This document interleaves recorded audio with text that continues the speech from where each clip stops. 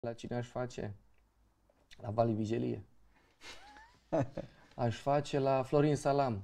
Bun. Aș face fără rezerve. For the fun of it. Apropo,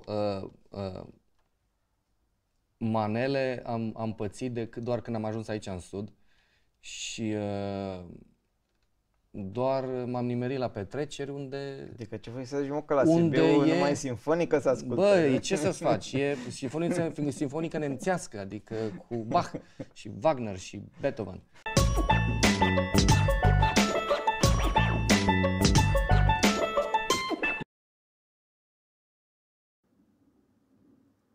Salut și bine v-am găsit pe canalul oficial Animest, pe canalul oficial de YouTube Animest. Cum sper că v-am obișnuit în ultimul an, adică anul trecut și începutul ăsta de an, în ultima joi, în fiecare ultima joi a lunii, emisiunea Tunes and Tunes, emisiunea care s-a născut prin dorința de a vă face cunoscut oamenii din industria animației de la noi. Zic de industria animației pentru că nu sunt doar oameni care fac animație, au fost ilustratori, au fost oameni care fac muzică pentru animație. În primul rând despre asta e vorba în această emisiune. Este episodul cu numărul 7, am ajuns la episodul cu numărul 7 și cum vă ziceam și data trecută, încercăm să ne ținem de promisiune și să reușim anul ăsta să facem lună de lună. Avem o listă consistentă de invitați, așa că sperăm că vom reuși. Și nu uitați, de la 1 martie shop-ul Animest este funcțional. Bem o cafea din cana Animest. Dar ne-am adunat aici ca să vă prezentăm un om care are ani grei de animație în România. Un om, în viitorul apropiat veți afla, de fapt astă seară veți afla despre noul lui proiect și în viitorul apropiat îl veți și vedea. Așadar, invitatul din această seară, Tudor Om! Tudor, bine ai venit în studioul Animest! Salut, bine v-am găsit! Ce faci, Tudor? Binișor, ce să zic, fac bine. Bravo! Mă bucur că mai ies pe afară de când cu pandemiile astea. Da. Hai să sperăm că anul ăsta se termină, se duce tot. Se termină, eu zic că da. Se termină ceva, începe altceva, poate. Păi da, asta e, dacă vrei să înceapă ceva nou, trebuie să se termine ceva vechi. Să înceapă distracții. Cum vorbeam la început, emisiunea e cumva structurată în cele 3 etape de realizare unui film de animație: preproducție, producție și postproducție.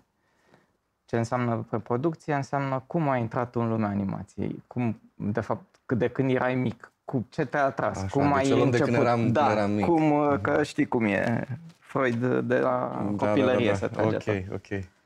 Păi ce să zic, m-am născut când eram foarte tânăr și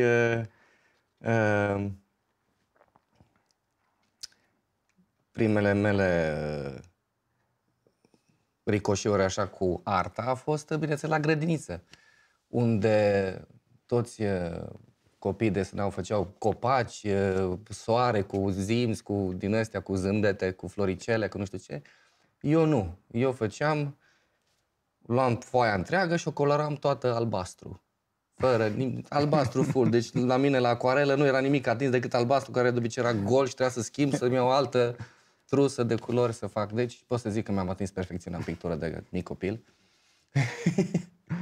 După care, nu, deci n-am avut un talent deosebit, să zic așa. Nu eram diferit, în afară de chestia asta de la început, față de alți copii. Doar că nu m-am lăsat. Da, te-ai întrebat de ce albastru și nu roșu? Și acum mă întreb de ce albastru și de ce umpleam cu albastru. Adică de ce nu lăsam altceva? Era Rosco de la început. Și am desenat ce mi-a trecut prin fața ochilor, cum v-am mimat. Am desenat ce vedeam. Benzi desenate de obicei, asta îmi plăcea foarte mult, cum erau pe vremea aia, 1979, deci am prins 10 ani de comunism sănătoși. Aveai pif? Aveam și pifuri, era un comerț din la o piață neagră a pifurilor, Fade, ca Piful cu Rahan, Piful cu Pif Pif, Rahan, Piful da, cu nu știu. da. Dar... Old school fan. Da. Și îmi făceam poveștile mele mici, mai am și acum o grămadă din ele. Cărțulii, mi le coseam, cu copertă, cu tot ce vrei, da. Până când mi-au venit din Franța numărul 1 din Asterix și Obelix, în franceză. Și nu știu, mi-au plăcut, probabil că era și povestea lungă, intram în poveste, nu știu care era faza. Dar mi-au plăcut și m-am dus pe filonul ăla puțin mai mult decât celelalte personaje, știi? Și am avut obsesie mulți ani de zile și acum îmi plac. Asterix și Obelix, îmi plac foarte tare. Și îmi făceam povești în continuare și până în buza liceului, ca să zic așa, am tot făcut. Și în perioada aia la ce te uitai la TV, la gala desenului animat? Ce te puteai uita la ce erau, gala desenului animat și cam atât. Că bulgarii de unde? La Sibiu, cam greu. Smuls peste tot, trebuia să-ți faci o antenă de aia super specială, făcută din mai multe, știi clar cine prinde bulgarii, că vedeai care are antena pe bloc. Și ieșea așa un firicel pe Valea Oltului, prindea așa un curent câteodată de bulgari, dar noi n-aveam acasă, așa că aveam canalul 1 și atât. Deci gala desenului animat era principala sursă. Era, da, am văzut Bambi în vreo 2 ani de zile. Iar pe urmă, după 89, când a apărut Cartoon Network înainte de Cartoon Network au apărut astea, desene de la 7:30. Nu ții minte, deci se jucau copiii afară și erau desenele alea dublate de cineva, nu știu, erau traduse de... Ba da. Așa e. Se gulea desene, da, gol, sărea mingea singură. Și restul de... Memo, toate alea, cartea, da, alea. Cu Cedric, nu le mai știu exact, Saber Rider, da, o grămadă, da. Și de acolo ai luat, adică t-au influențat? Nu, trebuie să spun, alea mi-au plăcut, ca oricărui alt copil, dar n-am prea, nu m-au prea marcat, să zic așa, tare, desenele animate în mod special. Da, bineînțeles, îmi plăceau ca orice alt copil. Deci și pe mai târziu la liceu, te-ai dus spre liceu de artă, chestii? Nu, nu, că... M-am dus întâi la liceul de energetic de Mate Info. Că eu la arhitectură, așa mi s-a indus oarecum ideea asta, să mă duc la informatică, că cu artiștii golani, sunt niște personaje din astea repudioase, nu știu, nu te poți apropia de ele, că numai o rătăni pe acolo. Și mi-a fost frică și m-am dus la informatică, mate fizică, să vezi acolo performanță. Performanță la greu, 2 în teză la orice. Ți-ai dat seama că... Și eu mi-am dat seama de mult, dar până și-o dat seama și mei mai durat, știi? Și am înghițit acolo. Și faza faină era că prietenul meu din copilărie cu care am intrat în aceeași clasă, aveam un coleg de suferință. Și tatăl lui era Alexandru Iacobhazi, care a fost profesorul meu de grafică la liceu. Deci am făcut primele 2 trimestre în liceul ăsta de mate, info, fizică, chin. După care a zis, stai că nu mai se trebuie, n-avem ce face, că dăm meditații, dăm aia și tot 2, adică hai măcar 3, dar nimic, tot 2, știi? Și m-au transferat la arte, unde am ajuns acasă, în sfârșit. Și era profesor ăsta, Alexandru Iacobhazi, care a fost un profesor deosebit de grafică și de compoziție. Chestii pe care acolo m-au schimbat lucrurile în animații. Lucruri pe care le-am învățat la grafică și lucruri care țin de compoziție, de plasticitate. Asta era în liceu. Asta, da, a început să fie în liceu. Și te gândeai deja din liceu, bă, vreau să mișc desenele alea, să le... Nu.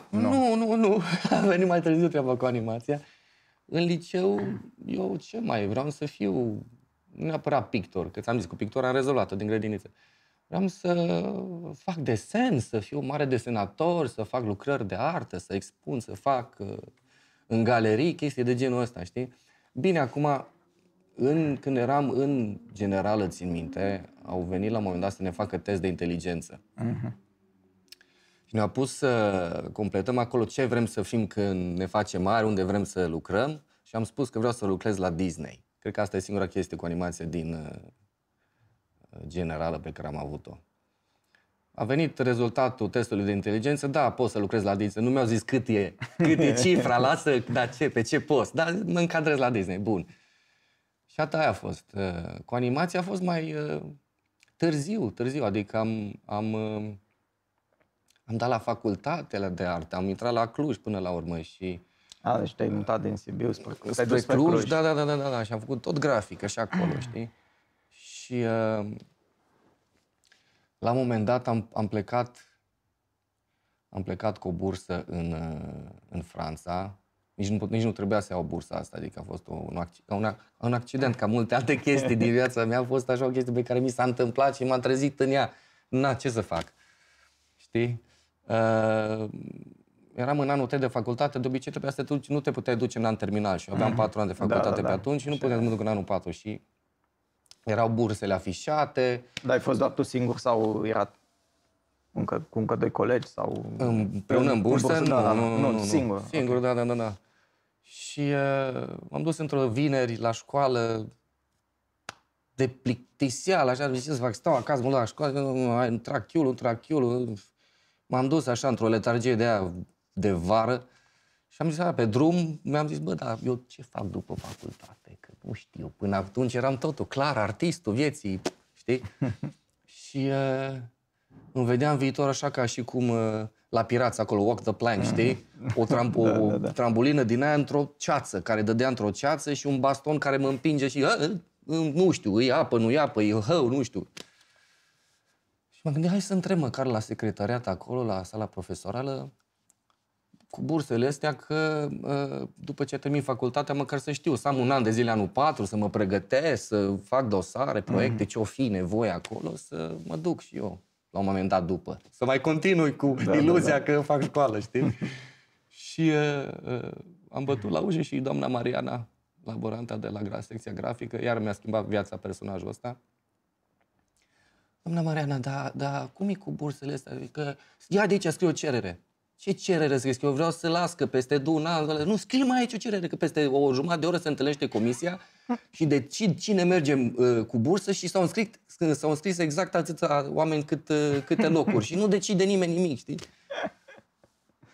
Dar eu n-am... Scrie-mă acolo, știi? Mi-a dat un model, am scris de 3 ori greșit, scris subsemnat, Obrudan Bianca, nu cu numele tău, ok, cu numele meu. Și bineînțeles că ultima cerere completantă, prima pusă pe... Un nefericit, nu știu cine, n-a luat. Că erau deja completate locurile. Cineva a fost dat afară. Și după aia, după ce au fost de acord, a trebuit să depun, să mă gândesc cu dosare, dar ce trebuie să fac la bursa asta? După aia am zis că dacă tot mă duc la o bursă, să fie măcar o bursă de asta, să fac altceva decât grafică. Că grafică fac și aici, mă duc acolo, fac aceeași chestie, mai bine stau acasă, știi? Și în Nantes era avea o secție de asta de artă contemporană, erau mai pe video, art, chestii de genul ăsta. Să fac și eu video, chestii, cum fac și eu pe acolo. Multimedia. Asta era cuvântul magic, multimedia, știi? Și eu luasem bursă la Liege, unde era fix, mai rău ca la Cluj, adică acolo numai desene de alea, și am făcut 8 ani de zile, știi? Și a trebuit să mă duc să conving pe cineva de la secția de textile.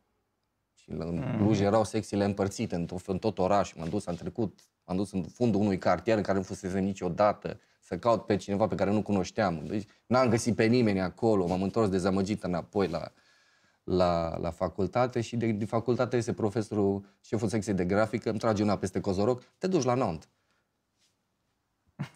Fără să așa, deci ți-am zis, a fost o zi din aia în care m-am trezit și m-am dus la școală și m-am trezit că de acolo m-a ricoșat cu tot o altă direcție a viața mea. Și m-am dus în Franța. Așa, povestește-ne experiența. Da, m-am dus în Franța și acolo avea o bibliotecă foarte mișto, în care am luat 3 cărți. Una era Technique de scénario de Pierre Jean, tehnici de scenariu, 50-60 de pagini. Esența, tati, esența perfect. Da. Care-i treaba, cum să scrii un scenariu, știi? Alta carte a fost Hitchcock-Truffaut, interviurile lui Truffaut cu Hitchcock. Și alta a fost Cracking Animation de la Aardman Studios, cum să faci animații stop motion. Ciudat oarecum, pentru că eu am făcut numai grafică, deci poate dacă m-ar fi dus capul să fac animații, m-aș fi dus înspre desen, dar nu. A fost Da, asta direct... le-ai găsit și le-ai ales tu pe alea sau Le-am găsit eu. ale erau singurele? Nu, era o bibliotecă sănătoasă, da, îți dai seama, știi? Și astea le-am ales. Acolo m-a prins odată o gripă în decursul bursei și am stat, am bolit și bolind, hai să le citesc. Ai băgat lecturi. Am băgat lecturi și am citit asta, am le citit pe toate trei și asta cu Cracking Animation și m-am hotărât că zic, după ce termin facultatea, îmi fac un film 2 de animație vara respectivă, știi? Eu gândeam încă în continuare că e vacanță, știi? Termin la facultatea, că gata, am vacanță, după care începe treaba, știi? Și mă duc după aia undeva la București, vreau să mă bag într-o agenție de publicitate, să văd că atunci era în vogă treaba. Era... Asta se întâmpla în 2003. 2003, da. Decola treaba cu publicitatea, era cool. Și asta am făcut, am terminat facultatea, m-am dus acasă, am făcut un filmuleț de animație, vreau să fac 2, am reușit să fac doar 1, m-a fost foarte dezamăgit să fac un film de scurtmetraj în 2 luni. Am zis, nu se poate așa ceva. Știi? Acum, ar fi lux. Și da, în ideea de a mă integra în domeniul publicitar și am făcut filmul Pro TV Te Iubește. Primul meu film prima mea încercare de animație ever. Care a fost ce? Stop motion cu plastelină. Da, m-am lovit de toate problemele. Eu am făcut ce au zis acolo în carte, dar acolo nu scria că trebuie să ai magneți, altfel magneți, mai puternici, nu de ăștia de bucătărie să țină marioneta în picioare și, mă rog, o grămadă de chestii, dar m-am descurcat. Da, totul filmat, adică și pe urmă... Filmat cu o cameră mini-DV, capturat capturat în Premiere pe atunci și nu vedeam ce făceam. Deci apăsam butonul și aia, ca pe peliculă, vedeam după dacă e bine, dacă nu, după se montau alea și vedeam dacă am făcut bine sau nu. Premierul a fost singurul soft pe care l-ai folosit în acest proces, nu? Da, Premierul și atât, doar Premierul și o cameră mini-DV. Firewire, deci cu cărbune era tot. Da, a funcționat. Bun. Am făcut filmulețul ăsta.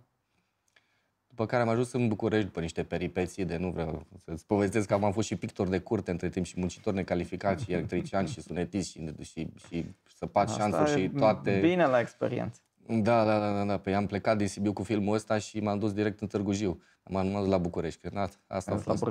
L-am dus la Brâncuș, am tăcut la masa tăcerii, m-am uitat la Coloana Infinitului și am spart faianță. Da.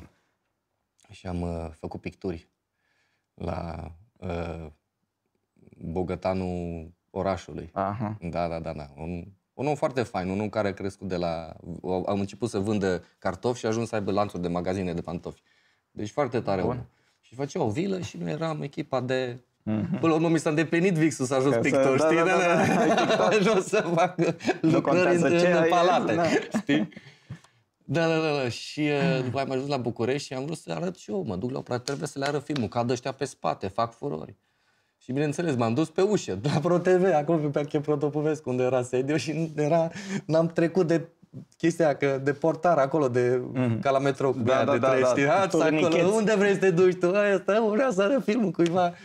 Nu știu, la cine aici, director de desene animate, n-avem. Și apoi, m-am dus liniștit acasă și mi-a plăcut treaba asta cu animația, adică mi-a plăcut ce a ieșit. Și eram deja... La școală nu s-a întâmplat nimic, practic. În școală, deci, zic, n-am de capul meu. Luam filme pe care le găseam pe site-urile de specialitate și le descărcam și mă uitam frame cu frame să văd cum e făcut reverse engineering, cum ar veni, știi? Da. Nu știam că scrisese Richard Williams cartea, am descoperit-o târziu. Și dacă eu fac așa, cum își prind, cum pun lumina, ce fel de plastelină, că de unde plastelină, cum au ei acolo, că aia e specială, nu se topește la lumina. Da. Toate se umpleau de scame la mine, tot. Mă rog. Dar mi-a plăcut. Și am vrut la un moment dat să fac și să și vorbească personajele. Am vrut să fac un test de lip sync. De unde a venit ideea lui Travis. Bine, ideea era un test de lip sync și scenariul era un pic diferit. Pentru că tocmai ce mă despărțeam simțeam că urmează să mă despart de iubita mea de atunci și Eu am făcut așa filmul cu dedicație, cumva să fie textul, să-i mărturisesc eu chestii și până am terminat filmul m-am despărțit și na, acum ce fac cu... Trebuie să schimb scenariul să nu mă fac de toată minunea cosmosului și atunci am schimbat puțin scenariul și am făcut-o despre un monsuleț care îi place înghețata. Și... Bun, păi nu, de fapt, hai să vedem Travis și pe urmă să revenim, să zicem, despre ce e vorba în Travis. Ca să... Ok.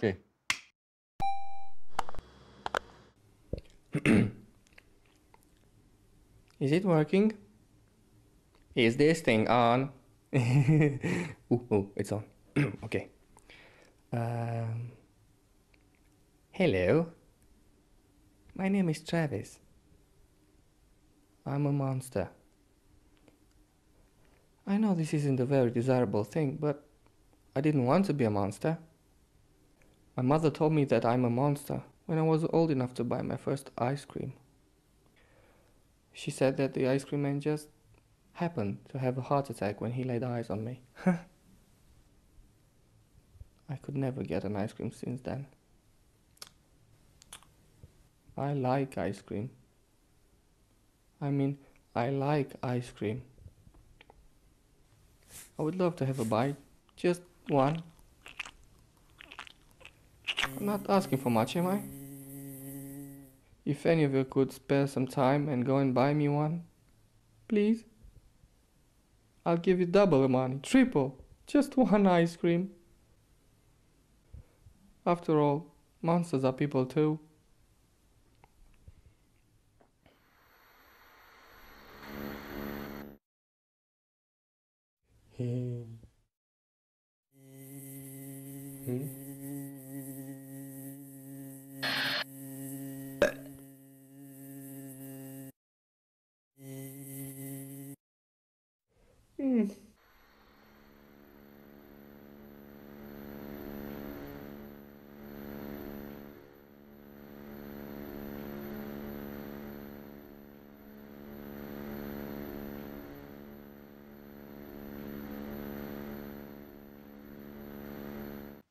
Zi-ne cu Travisul, pe care tocmai l-am văzut. Da. Păi,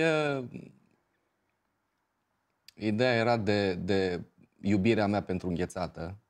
Iubirea pentru prietenă s-a transformat în iubirea pentru înghețată. Și e un film foarte, foarte simplu. Adică n-a fost mare complicațiune cu el să mă gândesc ce scenariu, ce poveste, ce nu știu ce. Doar un monsuleț care este și el om până la urmă. Că nu... Normal, și monstru e om. Și monstru om, ce naiba. Știi? Și tot nu iese pasența. Gen, oricât ar fi de drăguț, tot nu iese treaba, știi? Dar a fost foarte, foarte mișto pentru că mi-a dat ocazia să... Oricine ar vrea să facă animație, asta recomand cu căldură, măcar așa o dată în viață, să fac un film de stop motion. Că-i cu dialog, indiferent ce și cum. Ce stil că e plastelină, că-i păpuși de latex, de ce vrei voi, nu contează. Pentru că te obligă la o rigoare foarte, foarte maximă, practic. Din animație e cea mai riguroasă tehnică.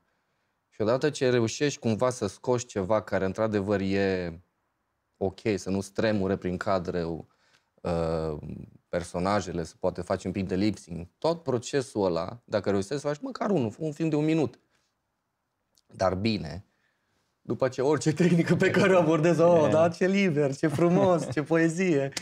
Da, așa mi s-a părut după aia restul problemelor. Au fost mai ușoare. Deci, practic, Travisul a fost primul și ultimul tău stop motion? Nu, primul a fost ProTV Tubești, al doilea a fost Travis și am mai făcut primul meu clip, care nu-l găsiți niciunde, care este cumva așa, care am făcut un clip la Gheorghe Gheorghiu.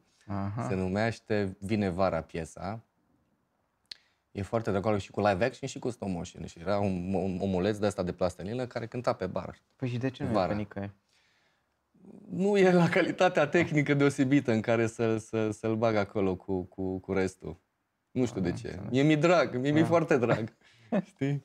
Da, greșeli de la de începător, așa, tari, știi? Toată lumea l-a făcut la început, că vorba aia, adică... Păi da, na, ce să zic acum, nu scos toate schițele să le arăți la public, știi? Așa, zi-mi cu Travis ce ai făcut pe urmă, adică l-ai terminat și ce ai făcut cu el? Absolut nimic, n-am făcut nimic, nici m-a dus capul să-l trimit la vreun festival sau ceva de genul ăsta. Plus că îl consideram gen un filmuleț, așa, o treabă pe care am făcut eu un test, nu un film, n-aveam ceva de zis cu el sau să mă... Deși acum îmi pare rău că n-am trimis atunci pe undeva, că probabil intra cu siguranță pe undeva. Știi, până la urmă a intrat la Animest, un an, doi mai târziu. Dar nu m-a dus capul efectiv. Da, adică nu l-ai arătat când te mai întâlneai cu unul cu altul, bă, uite ce am făcut. Că Aia, poate da, cine aia știe... întotdeauna făceam, da, asta îmi făceam întotdeauna.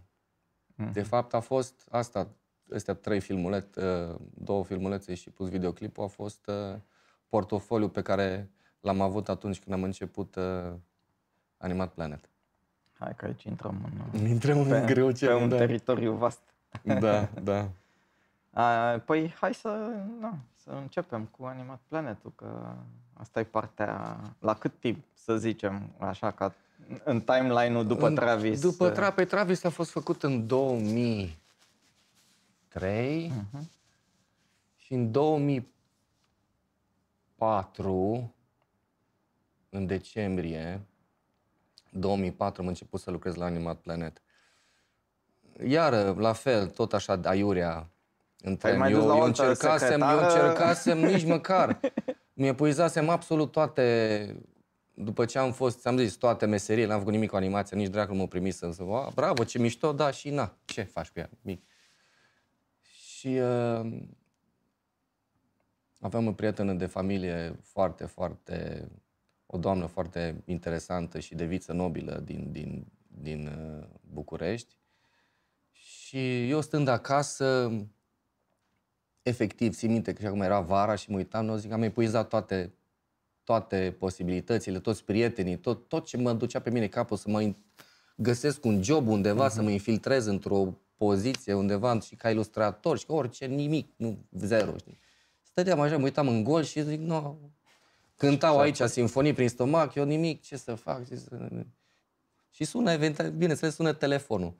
Singur, telefonul așa. Fix. Telefonul fix, chiar telefonul fix. Răspund, tanti Ina, doamna asta de care îți povesteam, du-te la arhitecta, nu știu care, și acum am uitat numele, dar știu că stătea pe strada Vesparilor, aici în București, către Ștefan cel Mare acolo.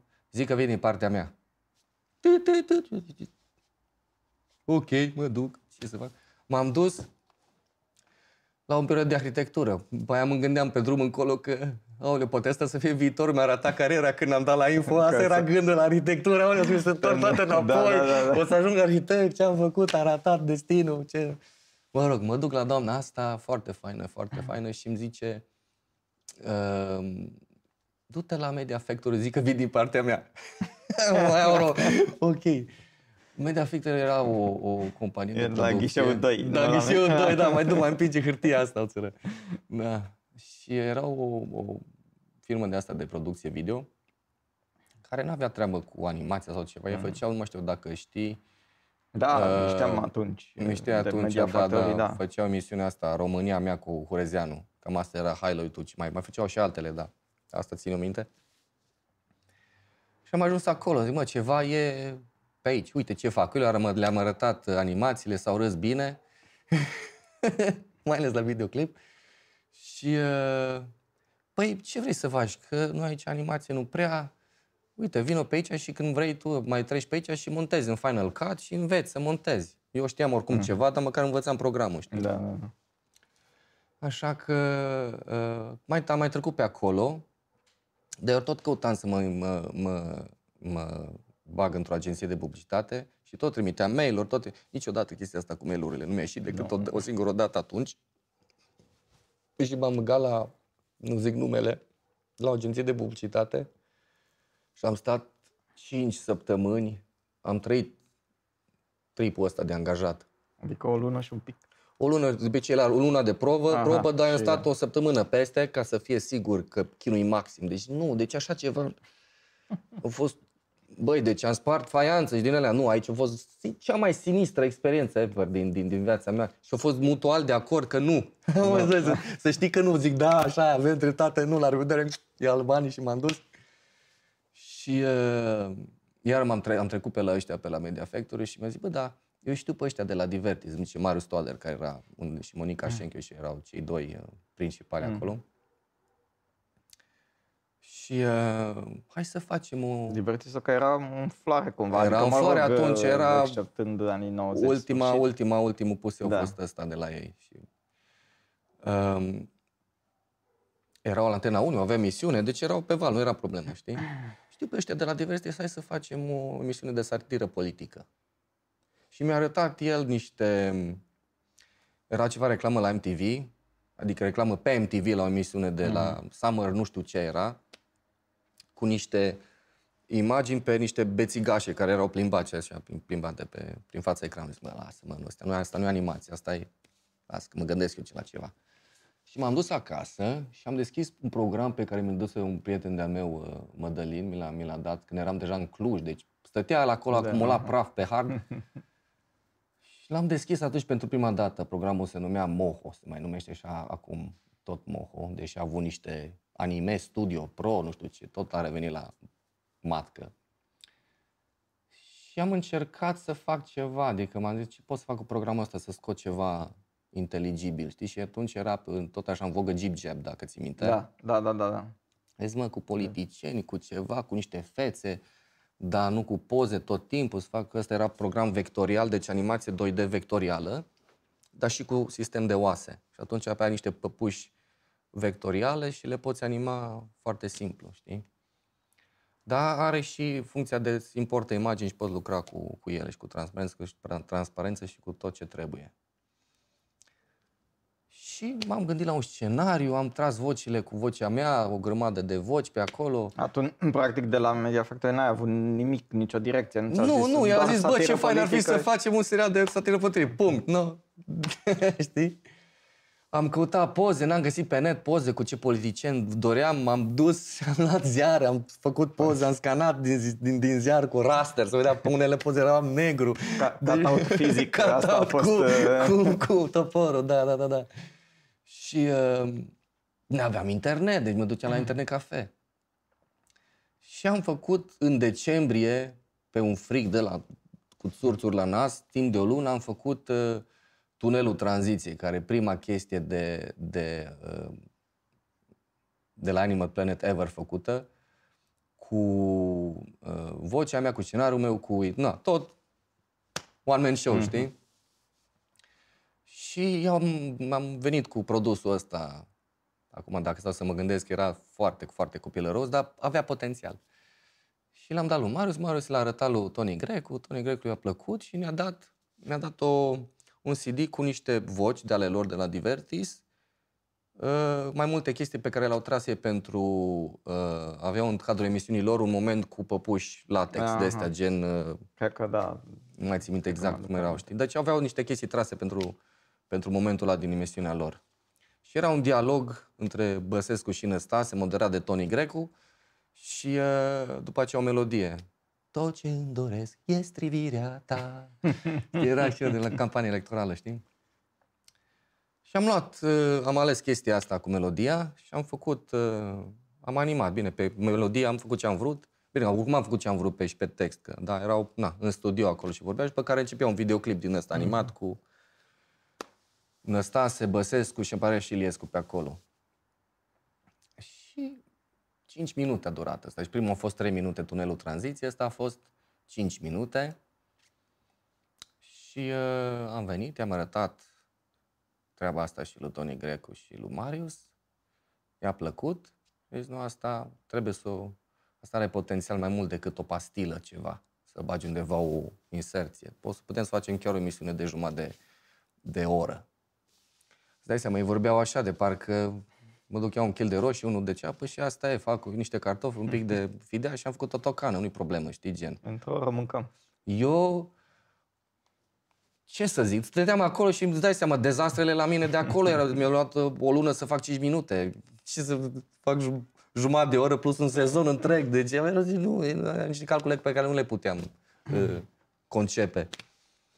S-au dus, l-au vândut la Antena 1, ideea, și le-au dat bani să facă un episod de pilot. Deci jumătate de oră de TV, deci 22 de minute. Pe care am făcut-o, deci asta a fost în 2004 toamna, în 2005 am făcut cele 5 minute animate, știi? De asta le-ai făcut singur. Da. După care, în primăvara 2005, au început treaba cu pilotul, scenarii, povești, nu știu ce, Tony Grecu nu avea timp, că avea și alte chestii, îți dai seama, eu muream de foame că altceva n-aveam de făcut. Și undeva în aprilie trebuia să începe, am început în mai. Începeam în mai, noi trebuia să intrăm cu potențiala emisie a sezonului, primului sezon, în toamnă. Și era mai și eu eram, ce echipă, ce eram eu? Pasărea cerului liber acolo. Și am început și eu aveam niște sketch-uri scrise cu alte, nu mai știu ce aveam în cap, cu alte lucruri, alte posibilități de desene animate le aveam prin cap și le-am adaptat la conceptul de Animate Planet. Știi? Și am scris Super Băse, inventat ca personajul Super Băse, și am scris și ceva parodii la Matrix și la Războiul Stelelor. Dar inițial, de la Divertis trebuiau să vină scenariile, nu? Păi au venit și de acolo, dar n-am stat. Adică n-am mai stat, am scris și eu, au scris și ei, știi? Și nu mergea la început, nu mergea ce îmi dădeau ei, pentru că nu înțelegeau ei cum e cu animația. Îți dai seama, erau constrânși de o viață întreagă la scenă, la câte un props, la interviuri, aici puteai să zbori, putea să explodeze, putea să fie nave spațiale, știi? Adică nu știau ce să facă exact cu mediul animației, cu treaba asta. Și odată ce am scris astea cu Super Băse și cu Războiul Stelelor, care după aia Tony l-a transformat în Războiul Sechelelor, s-au prins, stai mă că... Și s-a deschis filonul și după a început să curgă scenariile și a fost foarte bine, știi? Și a trebuit să-mi fac echipă.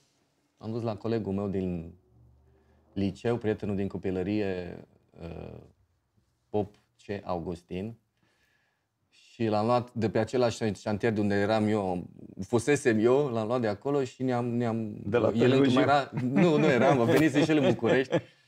Și am început eu cu el. El încă stătea în cămin. Dar nu aveai așa, adică nu știai, ne trebuie un om, 2, 3, 5, 100... Nu, deci nu. Știi cum, așa de frumos este avantajul ignoranței. Fai de capul meu, ce mi-aș dori să-l mai am. Cu o inconștiință din asta așa naivă și inocentă, m-am aruncat ca știi? Adică ce era să fac? Să nu mă arunc, că dacă pierdeam, măcar m-am aruncat, dar dacă nu mă aruncam, ce? Știi? Nu știam, aoleu. Și am început cu el, el lucra în cămin, cu încă 4 oameni în camera lui, încă 3, cu el 4. Eu cât de cât stăteam acasă singur, și aveam cât de cât spațiu să mai lucrez. Și am început să caut oameni, cineva pe decoruri, cineva pe, hai să mai caut animatori, să mai caut din asta, că îmi trebuie oameni. Și am găsit pe cineva să-mi facă prima, Cezar îl chema, nu mai știu celălalt nume cum e, Cezar era, să-mi fac decorurile și care avea un stil. M-am dus pe la... Îți dai seama, știam un prieten care știe un prieten care... N-aveai de unde. Și pe atunci erau, ca și acum, jocuri pe calculator. Și oameni care lucrau în animație pentru jocuri pe calculator. Și acolo se mai făceau și ilustrații și așa mai știam de unii oameni care cât de cât aveau tangență cu domeniul ăsta. Deși am făcut facultatea de arte și la arte te gândești că sunt oameni care ar fi loc să găsești oameni care fac ilustrație, dar nu neapărat, pentru că acolo sunt artiști cu alte chestii. Aici trebuia ceva profi să-ți meargă în serie, nu stai că mă gândesc și că nu știu ce. Dar până la urmă am dat de Veronica Solomon, care este fozeița ilustrației și art direction. Tot timpul o enervează când îi zic, tot timpul ziceam fata de la decoruri. Foc de fiecare dată. Art director. Paradoxal, am fost colegi de facultate și nu ne-am întâlnit. Am fost colegi de facultate la Cluj și eu nu țin minte pe ea, la față. De atunci, din perioada, nici ea pe mine, știi? Și ne-am întâlnit în Cluj. Da, ați fost același an? Adică? Da, eu la altă secție, știi? La ceramică, eu la grafică, la ceramică. Hai zic, sediile nu erau în aceleași, dar ne întâlneam la cursuri, adică, mă rog. Shit happens, vorba. Da, deal with it. Și până la urmă am dat de Vera, Vera a rămas la decoruri. L-am sunat și pe Emanuel Hărdăuț, coleg cu mine la facultatea de arte din Cluj. El mai știam că știe să facă, îl mai pasiona animația. Zic, bă, nu vii hai la București să facem ceva animație. Vin, hai. Și-a venit și-a luat frumos, i-am dat un test. Dădeam un test de 1 minut, același test dădeam de animație la toți. Ca să văd și diferențele între ei. Și s-a descurcat, a venit și avem deja 2 animatori. Deci aveam pe Popică, care era un student la Păpuși, la ATF, la UNEAT, ce zice acum. Da. Și avem pe Manu, care mai avea și un pic de 3D, știa și mai știa și alte chestii. Și era și Vera, care decoruri, art direction, grupa mare. Și m-a mai fost încă un om cu care am început treaba. Bine, am mai schimbat o grămadă până s-au stabilit ăștia. Tudor Codreanu, care a venit de la Bistrița, a venit cu testul făcut, dar n-era îndat. Și a venit cu fișierul și când am pus să încărcăm fișierul, nu se mai vedeau sursele, nimic, totul varză, săracul. Classic. Da, vedeam cum i-a căzut glicemia la săracul om și nu, că dacă tot a venit, hai, că o bătut om atâta drum, știi, fără măcar să dea un telefon. Dar nu-l știai dinainte? Nu, era un prieten comun de-a nostru, știi? Și l-am culcazat, deci a venit așa, cu sacoșa și cu testul, n-avea unde să stea, nu i-o mers test, era... Și a dormit la mine atunci, noaptea aia. S-au vreo câteva ani, nu mai știu cum a fost. Și am zis, hai, dă-i atunci, animează, dacă tot ai venit. Și a animat, s-a descurcat și ăștia au fost cei 3 cavaleri cu Vera D'Artagnan, știi, cei 3 mușchetari cu Vera D'Artagnan și eu, Richelieu, ce-mi dracu să zică, știi? Și ăștia au fost cei 3 de bază cu care am făcut vreo 2 sezoane grase de animat Planet Show. Îți dai seama, învățam, practic, făcând. N-am avut... Mai învățam eu o chestie, oricum eram puțin mai avansat decât ăștia care veneau după mine și mai aflam câte o chestie și mai împărtășeam. Vezi ce am aflat! M-am aflat, de exemplu, în sezonul 3, frate, deci mi-a luat vreo 2 sezoane ca să aflu, să ajung în sezonul 3. Programul ăsta are X, vedem Y. acum un reel, ca să, în timp ce... Da? Bun. Deci... are coordonatele XY, deci 2D. Dar asta are și posibilitatea să faci în 3D, să-ți pui planurile 2D, să ai paralaxe de cameră și chestii de genul ăsta. Programul e foarte fain. Și nu m-am prins de treaba asta și făceam tot timpul când aveam o treabă de asta, de îmi trebuia paralax, o făceam manual, cu mâna. Și până la urmă am avut că, bă, există și Z, poți să mă bagi o și ți-o pui și... Deci în halul ăla de ce YouTube, ce tutoriale, ce vai de capul meu, n-aveai pe cine să întrebi. YouTube-ul cât a început? În 2006, dacă nu mă înșel. A început în 2005, dar a decolat cândva după. Exact, nu prea aveai de unde. Da. Dar întrebare, care era procesul în legătură fie cu Media Factory, fie cu Antena 1? Era cineva care vă dădea feedback și zicea, băi, acolo nu e bine, fie tehnic, fie artistic? În niciun caz. Din punctul ăsta de vedere a fost, iară, libertatea ignoranței și din partea noastră și din partea lor. Pentru că, desene animate de genul ăsta nu s-a mai făcut în România până atunci. Și nimeni nu știau ce să zică. Da, țin minte că eram cu Tony Grecu și cu Marius Toade și vorbeam despre proiect. Și ei vorbeau între ei și mai interveneam cu câte o chestie. Bă, dar stați că aici trebuie să o facem puțin, că nu putem face o echipă de fotbal, un stadion care aplaudă, că 2 secunde am stat 2 ani. Știi? Și Tony Grecu, nu din cauza că nu... Pur și simplu n-auzea, treceau cuvintele pe lângă el, parcă vorbeam altă limbă. Și repeta Marius Toade, repeta producătorul. Și l-auzea pe el. Și în timp și-a dat seama că ce vorbeam eu a avut niște repere vizuale să-și facă sinapsele și ele în cap să înțeleagă despre ce vorbesc. Deci cam asta a fost nivelul de ignoranță peste tot. De sus până jos. Da, la Antena 1 că există Antena un producător 1, și acolo nicio care treabă, nimic, deci aia ziceau, dați-ne, îl băgăm dați-ne, direct. băgăm, da. Știi, nu avem, n-a venit niciodată cineva să ne zică să cenzurăm într-un fel. Ceea ce a fost foarte bine. Bine, ne-au cenzurat la final de tot, da. Asta, glorios am terminat treaba. Și procesul era destul de simplu, deci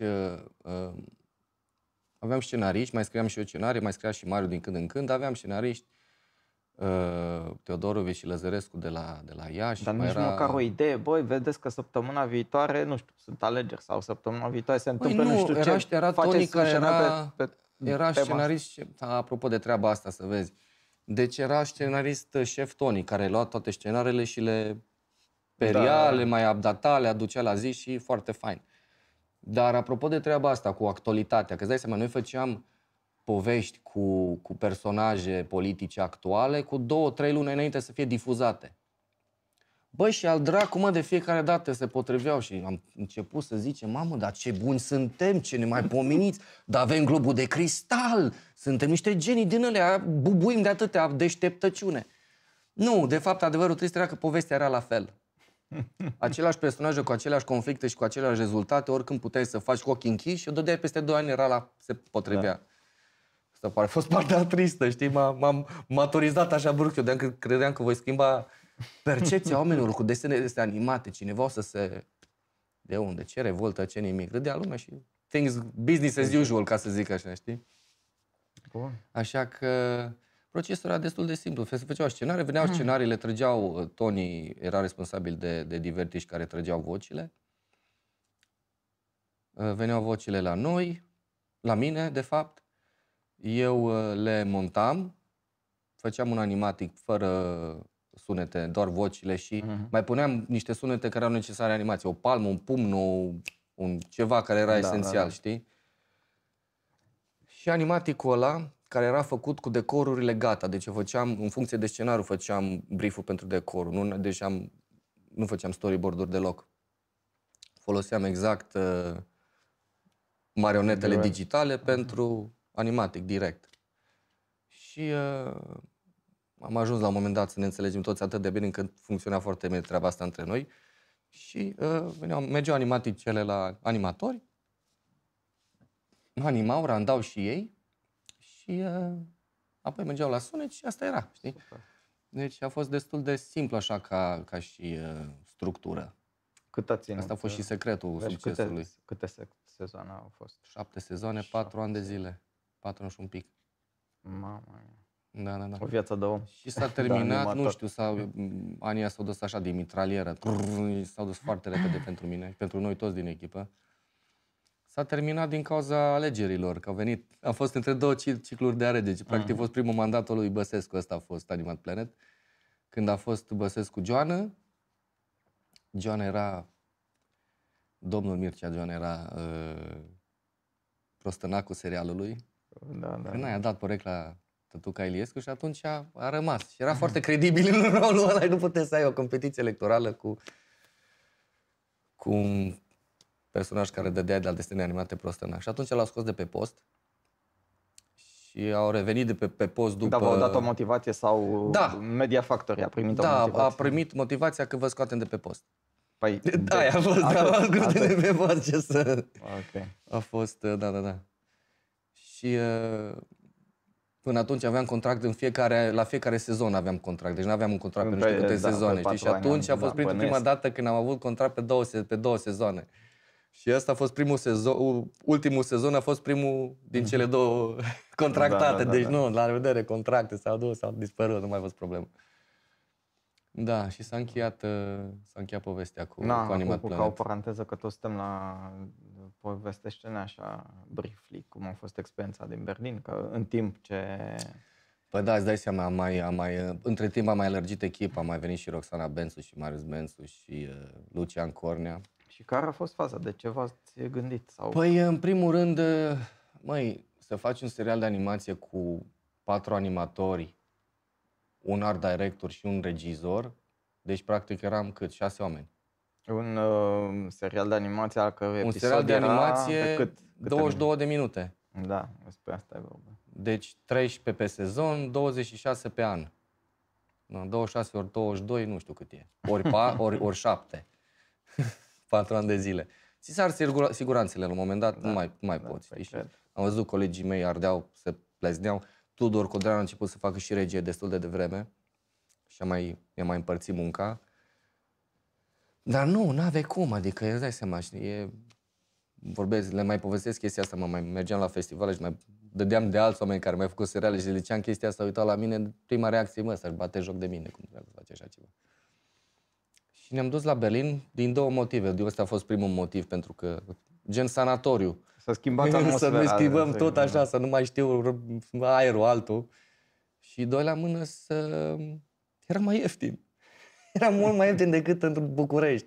Deci, mai ieftin să stai în Berlin decât în București? Păi, hai, tată! Internetul funcționa tot mai bine și atunci am lăsat... Eu cu Popică, cu Pop Augustin și cu Vera ne-am dus în Berlin și Tudor Codreanu a rămas în București și el a reînceput practic să mai angajeze alți animatori și să o ia iară de la zero cu câțiva dintre ei, știi?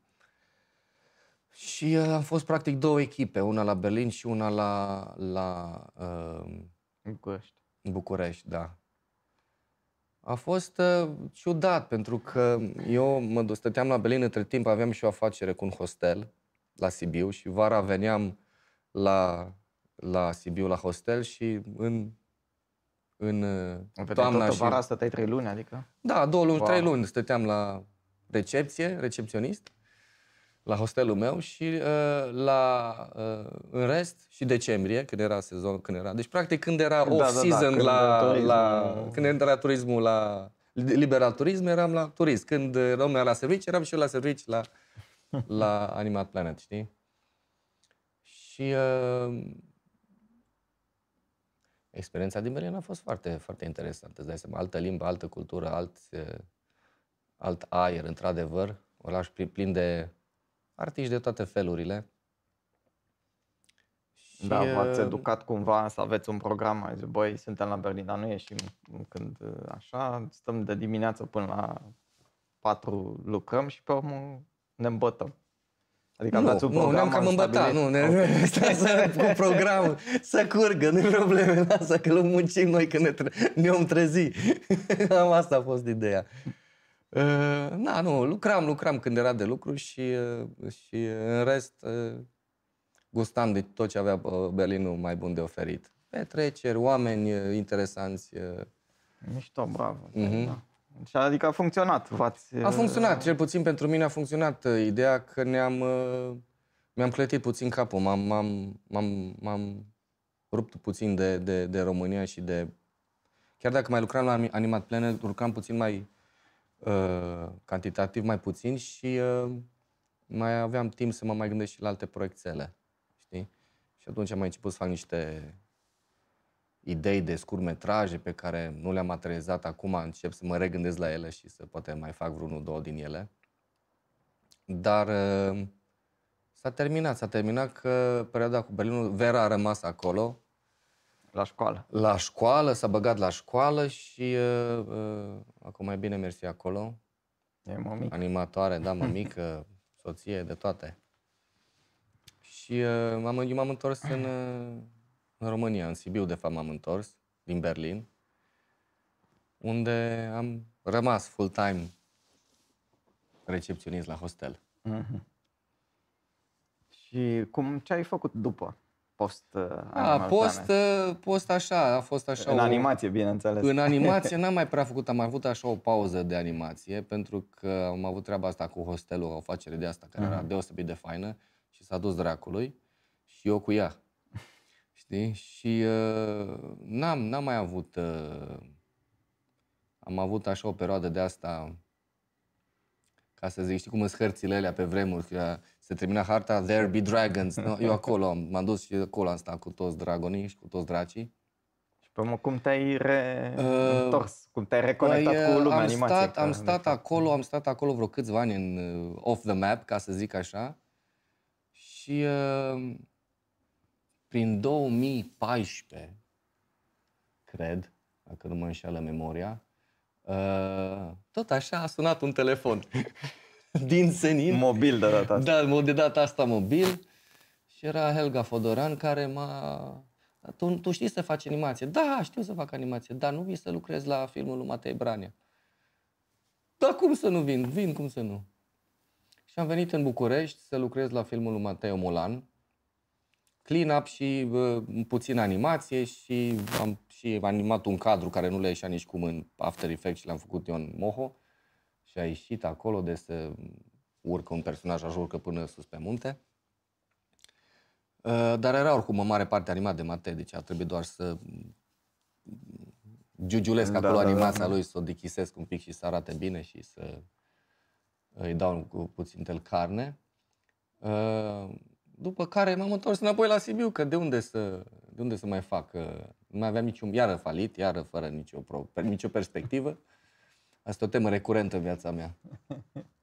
Și, dar l-am cunoscut pe Serghei Chiviriga, care făcea un film, cât timp eram eu lucram la Mulan, la filmul lui Matei, ei încercau să facă Cel mai bun client, film de stop motion. Și m-am dus acasă în Sibiu și m-am vorbit cu producătorul la telefon, haide să vedem cum facem, să vii, să animez, să nu știu, mi-am înțeles cu el. Și am venit să animez Cel mai bun client. Te-ai întors în București. Și atunci m-am întors în București de tot. Am întors și am și rămas în București de atunci. Deci the second coming into the Bucharest. Da, și la Brăna, că și la Brăna n-ai venit sau ai lucrat de la Sibiu? Am lucrat la Albania, am constat aici la București până am terminat filmul, după care m-am întors acasă. Da. Știi? Și după aia, vreo 2-3 luni, iar am venit tot așa, în decembrie din ăsta am venit. Bun. Și pe urmă, sau zină o să trecem cumva pe urmă o să facem tranziția cu postproducția spre muzică. Cu clipurile. Cu clipurile s-au întâmplat mai devreme. Deci ți-am zis primul meu clip, care este Incognito. Primul meu clip oficial este la Călător. Deci pe vremea când făceam Animat Planet am mai gustat. Timp, okay. Da, și tot așa în timp, nu știu cum dracu am avut timp liber, tot așa într-o vară, 2 săptămâni undeva, la Proconsul, după aceea la... Care era diferit de Animal Planet ca tehnică de animație.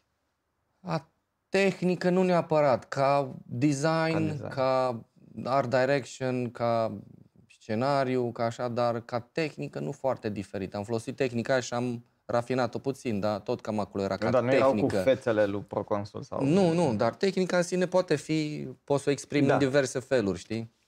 Hai zic că dacă ai un desen de cărbune, poți să-l faci să arate realist sau poți să-l faci să arate abstract. Tot desen în cărbune, știi? Cam asta e ideea.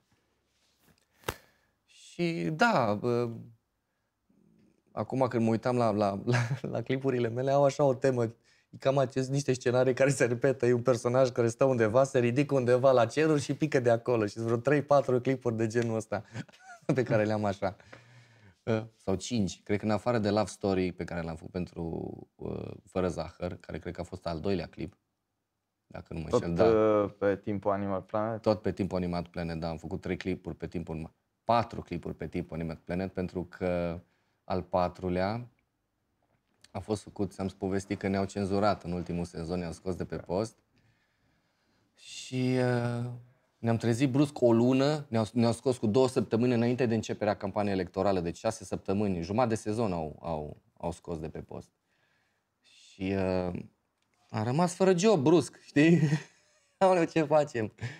Și Tudor Chirilă, cu care lucrasem la alt clip, Pe Sârmă, hai să mai facem unul, cam o piesă acum cu Europa, că intram în Europa pe atunci, prin perioada aia. Și vreau să fac un clip din ăla care să fie așa, gen la limita cenzurii. Ok, tati, facem, dar n-am timp, că uite, sezoane, animații, n-am timp acum. Brusc a venit plus timpul liber, știi? Ok, hai că facem clip atunci. Așa am făcut un clip. Și pe care, bineînțeles, am depășit limita cenzurii, am sărit un pic gardul. A fost difuzat pe post unde s-a dus Tudor să le arate unde s-a dus să-și promoveze clipul, dar așa pe MTV, pe Atomic, ce era atunci, pe UTV, pe astea, nu arătăm că era cine are curiozitatea poate să intre pe tudorom.com să-l vadă sau să-l vadă pe net, pe YouTube și Tata e porcul. De toți sunt porci, niște porci. Care e zinul asta? Care e procesul cu clipul? Când te întâlnești la o bere cu trupa și zice, băi, uite, noi cam asta e, adică respecti povestea din acea piesă sau să o răstălmășești, adică îți dau doar piesa și zice, fă-ne un clip sau zic, nu, uite, ne-am gândit să facem așa?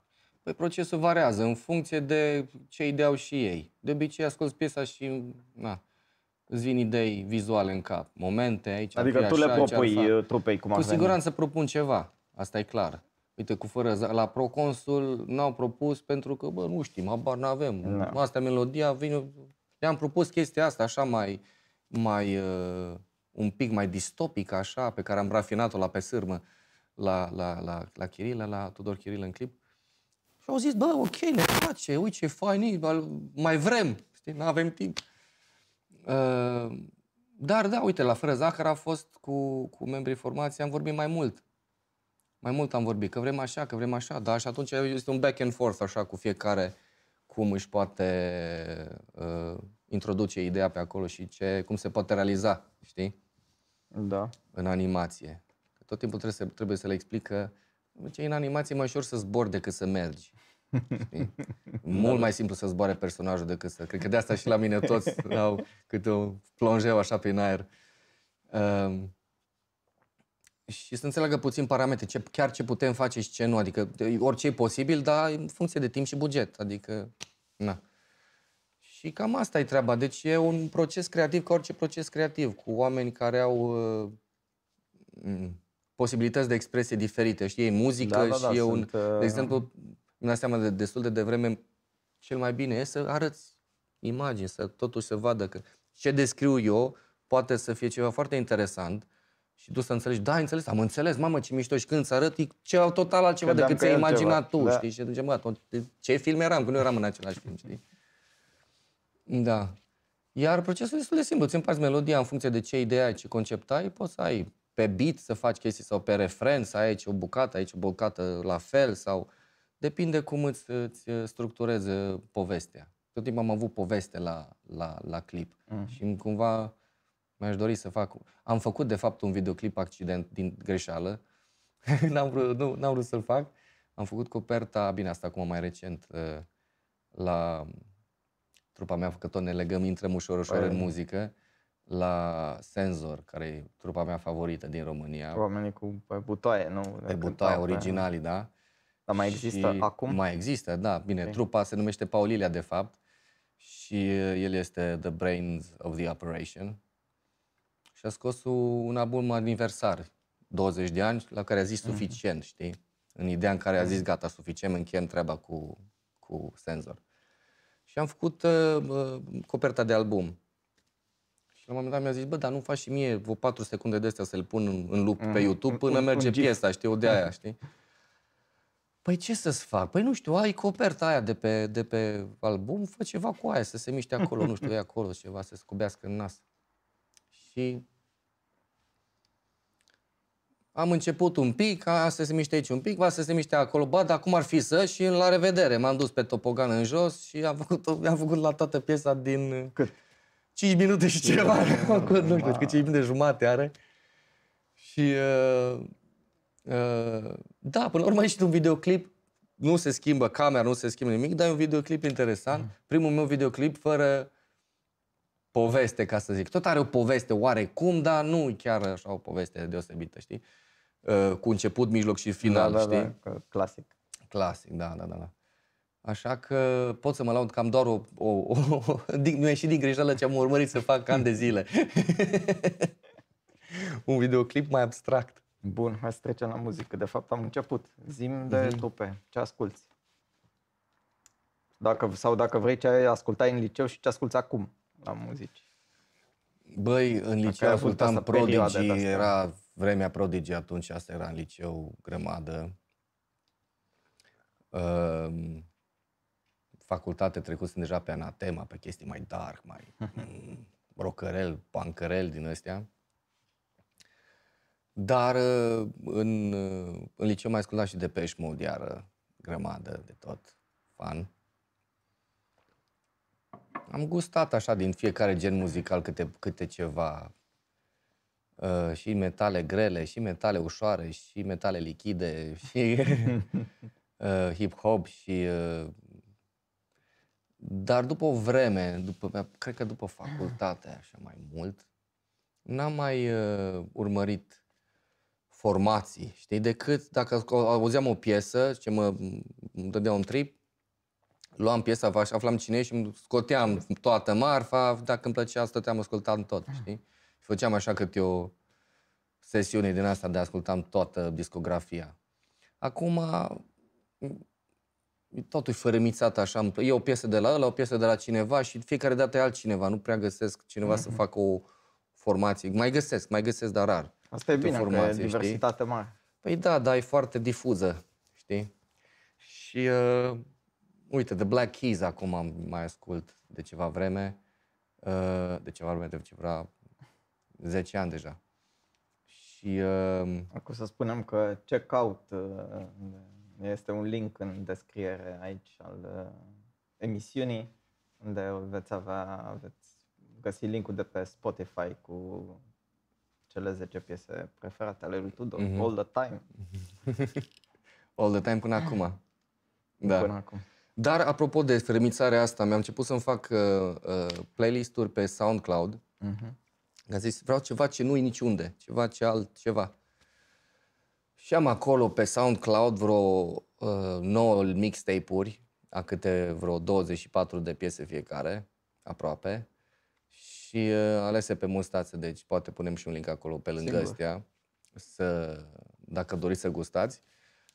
Electro-funk, mai mult pe acolo, niște chestii mai instrumentale, niște chestii mai dansante. Cum e când lucrezi, bagi muzici sau preferi liniște? Băi, să știi că depinde de ce fac. Dacă animez nu pun nimic, că nu intră. Nu sunt atâta de, adică mă distrage, știi? Mai pun câte un muzică sau podcasturi, mai pun când fac chestii care sunt repetitive în Photoshop sau în animație cam greu. În animație nu prea am cum să fac, să pun muzică. Îmi pierd ideea. Ușor, mă distrag ușor. Da, bun, deci prefer liniștea să fie... Da, e destul de gălăgie în cap, nu e liniște niciodată, nu-i problemă. Aia, știi? Fiecare cu gălăgia lui din cap, așa exact, da. Bun. În schimb, ascult muzică care mă inspiră la animație. Asta mai pot să fac, știi? Când am un cadru de animat care poate nevoie de ceva ritm sau de ceva undeva lucruri să se potrivească, niște muzică câteodată bine la început. Dar în timp ce animez, nu. Tu pe românești? În afară de Senzor, că ai zis. În afară de Senzor.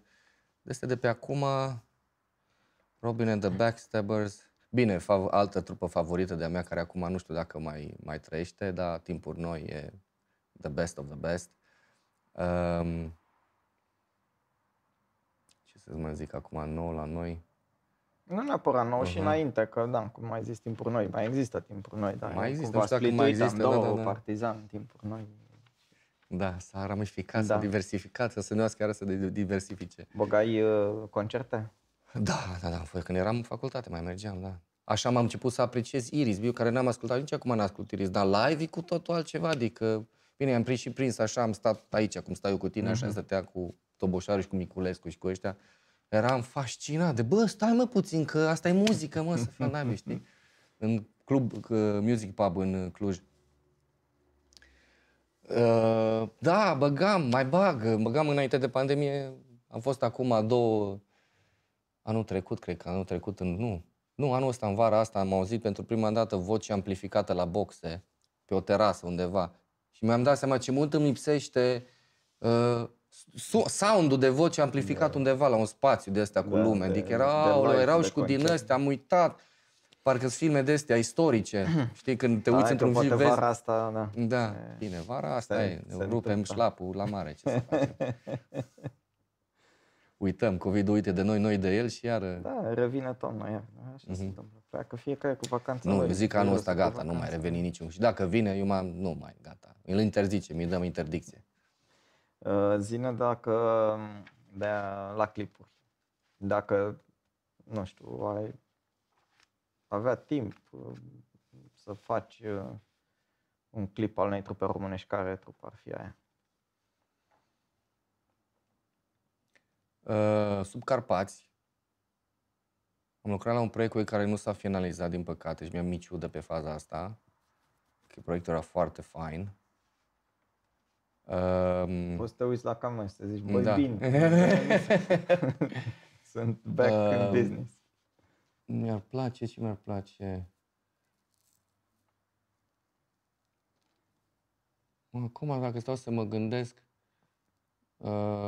nu vine în cap. Da, uite, am zis mai devreme de Robin and the Backstabbers. Mi-au plăcut și îmi plac în continuare, aș face. Știi la cine aș face? La Vali Vigelie. Aș face la Florin Salam. Bun. Aș face fără rezerve. For the fun of it. Apropo, manele am pățit doar când am ajuns aici în Sud și doar m-am nimerit la petreceri unde... Adică ce vrei să zici, mă, că la Sibiu numai sinfonică să ascultă? Băi, ce să-ți faci? E sinfonică nemțească, adică cu Bach și Wagner și Beethoven. Dar am nimerit la un concert unde a cântat Salam. Aici era lângă Casa Presei undeva, era ceva Balkanic Fest sau nu mai știu ce era. Da. Și da. Bă, când a apărut ăsta pe scenă, a dat clasă la toți, ca performer, pur și simplu ca performer, știi? Am zis, mă, stai puțin că aici e ceva, știi? Nu e o muzică neapărat pe care să o ascult eu vreodată acasă sau așa. Că, nu e o muzică de ascultat acasă pentru mine. De-aia aș face un clip lui Florin Salam. Bun. Și de partea aia, dacă treci granița? Dacă trec granița... Și o trupă care nu mai există. Lui Beck, și o trupă din face. anii 60. Cum? Lui Beck. Beck. Lui Beck i-aș face un clip. Beck mai trăiește. Mai trăiește. Chiar a avut clip animat, l-am dat noi în competiție la Animest, la Anime Music Night. Cred că cu 3 ani. S-ar putea să-l fi văzut. Da. A făcut acum cu Paul McCartney. I-a făcut el un remix la piesa lui și au scos și videoclip la acel remix. Și e Paul McCartney tânăr care cântă piese, la un moment dat își dă jos masca și e Beck. Da, mișto, da. Check it out. Da. Să nu mergem, The Black Keys, am zis la Black Keys, l-aș face clip. Iar dacă din ăștia morți, Led Zeppelin. Oricând. Bun. Deci, asta ai folosit, că asta e mai o întrebare. Să intrăm și cu dacă proiectul meu care mă doare. Da, în următorul proiect, dacă ar fi să folosești o muzică a cărei trupe. Aveam ideea asta să folosesc Ramble On de la Led Zeppelin pentru proiectul meu de lungmetraj, Hotel Lumière. Așa, să zicem că de fapt. Da. Apropo, deci, ce ți-am zis mai devreme am fost acolo undeva în afara hărții cu Dragonino. Filmul ăsta e despre perioada aia nebuloasă. Și aveam un moment unde se potrivește foarte bine piesa aia, dar va fi în română filmul și nu s-ar mai potrivi chiar atât de bine, poate, pentru momentul ăla. Am în cap Phoenix pentru bucata aia. Zine despre ce e vorba în Hotel Lumière. Au apărut niște, că ai scos acum câțiva ani niște teasere pe Da, ideea inițială a pornit că, fiind în falit, am zis, mă, ce funcționează mai bine în viața mea până acum? Că până acum am făcut chestii de toate, ceva a mers, ceva n-a mers. După ce am ratat și cu hotelul, știi? Cu hostelul. Hai să mă întorc la animație, știi? Și m-am gândit, hai să fac cea mai tare chestie pe la care mă pot gândi, că după aia miese, nu miese, asta e, știi? Și am ideea de a face un serial. Am zis, hai să mai fac un serial de animație, să-l propun ca să revin și eu la viață. Și faza e că am făcut conceptul ăsta de Hotel Lumière, unde este un hotel unde dacă te cazezi, hotelul te transportă în orice loc timp sau spațiu. Și m-am dus să propun ideea asta, dar e un pic peste, am nimerit un pic peste piața din România, adică era prea elaborat ca să-l fac. Trebuia să gândești ceva mai simplu pentru un serial de animație.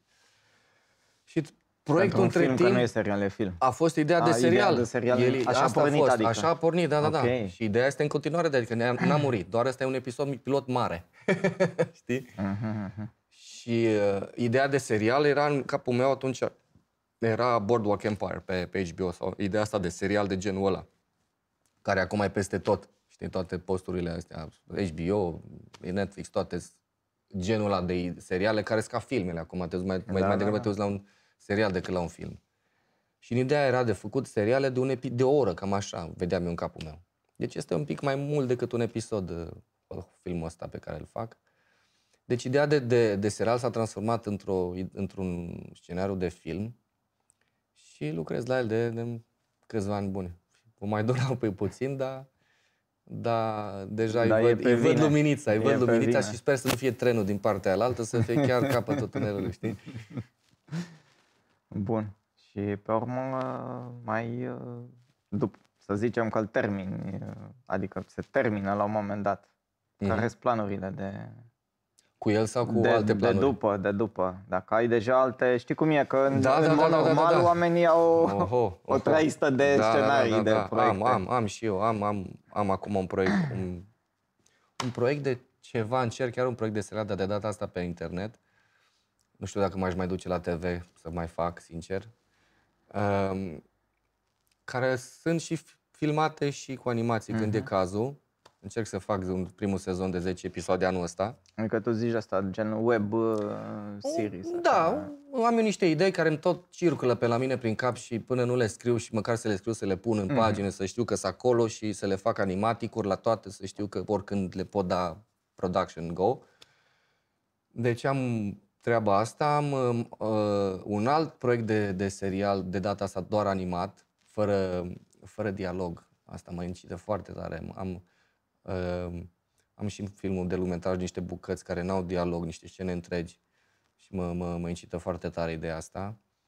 Și am un proiect de serial care e foarte amuzant, îmi place foarte tare, o să vedeți, unde sunt doar numele personajelor și câte o interjecție pe fiecare, așa, el interjecția lui.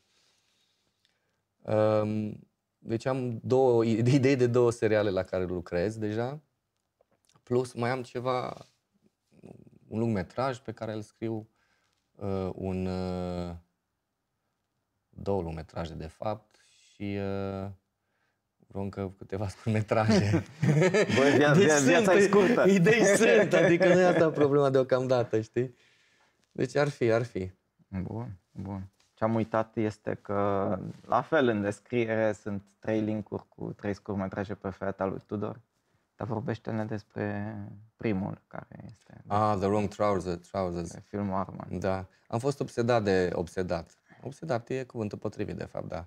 De Arman, de studiourile Arman. De fapt, acolo, cu ce au făcut ei, acolo am început, cu genul ăla de animație am început. Și dacă vedeți primele mele 3 încercări de stop motion, astea sunt, parcă sunt făcute de cineva care spăla, după ce terminau ăștia animația, venea femeia desfărit și făcea și ceva, cam eu. Dar în primul rând, ți-au plăcut poveștile sau că stilul ăla de animație? Stilul de animație a fost foarte prietenos cu mine. Stilul s-a diluat, adică nu mai sunt acolo. M-am dus și în alte părți, alte pajiști mai verzi. Dar la The Wrong Trousers, de exemplu, și la ce a făcut Nick Park în cariera sa, e film. Te uiți la un film, ai senzația că te uiți la un film, povestea, cadrele, de ce sunt făcute așa, de ce umorul fin și umorul, adică faci o parodie care nu e in your face, e subtilă, e toned down și mi-e dor de filme de genul ăla, mi-e dor de film, nu doar de content, știi? Da. Și asta îmi hrănește puțin sufletelul de fiecare dată când mă uit la filmul ăla. Super. Domnul Tudor, Mulțumim că ai vizitat studioul Animest aici. Mulțumesc că m-ați primit. Mulțumim că ne-ai împărtășit poveștile. Și ce să zic, ne baftă în continuare în toate proiectele alea multe. Da, să le pun pe hârtie, mâine majoritatea sunt deja pe hârtie, dar De luni.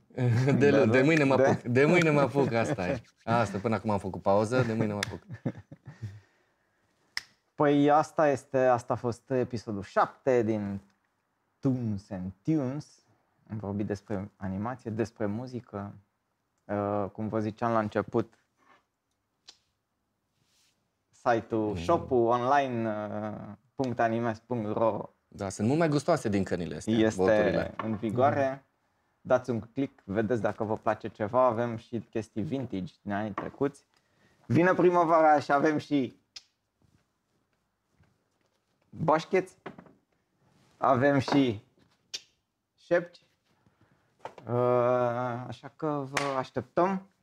Mai scrieți-ne în continuare, vă mulțumim celor care nu numai că s-au înscris pe canalul de YouTube, dar ne-au trimis și mail-uri.